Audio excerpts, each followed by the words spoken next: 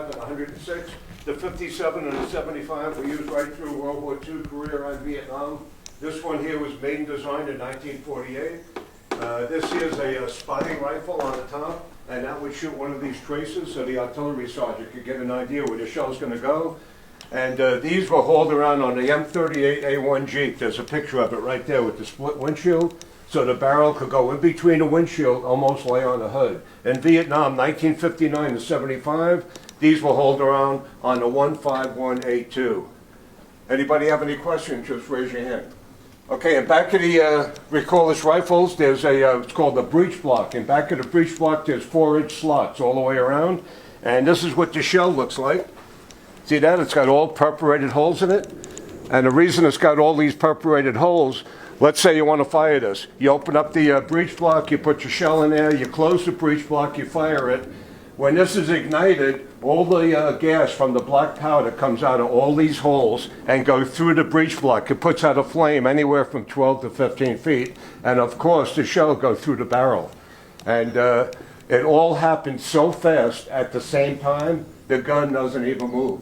So they nicknamed it the recoilless rifle. Pretty neat, huh? To own something like this, you have to put in for a destructive device permit. Very, very hard to get the permit, especially after 22 years ago, 9/11. The government really doesn't want the public to have weapons this powerful. Luckily, I bought these about 25 years ago. Okay, let's move down a little bit here. Okay, this is my 1943 fully operational dog tag machine. If you ever wondered how dog tags are made, this is the machine that makes them. Okay, these were the first dog tags issued to the American soldier in 1916. This is what they look like. See that? And then in 1936 to 1971, the dog tags look like this. Okay, if you notice, it has notches in them. See that? 1936 to 71. The reason the dog tags have a notch, let's say John here, he just got shot by a sniper. Who's ever in charge of the squad or the platoon normally would take the dog tags off the body. The notch would go in between his teeth. They'd push up real hard. This way they could identify the body. The second dog tag would always go back to headquarters so they can mark it in the book that John is now deceased. In 1916, that's when the first U.S. helmet came out, if you didn't know that. The Americans copied from the British. Before that, the soldiers were wearing hats. You guys didn't know that, huh?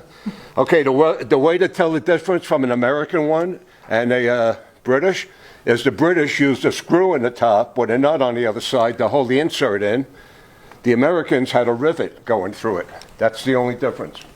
So you guys are going to learn a lot today. Okay, over here, this is called the Tuxton Crane. They only made 320 of them. Most of these were located at the Brooklyn shipyards or the New Jersey waterways to load all the heavy crates of equipment, ammunition, food, supplies, and firearms on the ships. They only made 320 of them.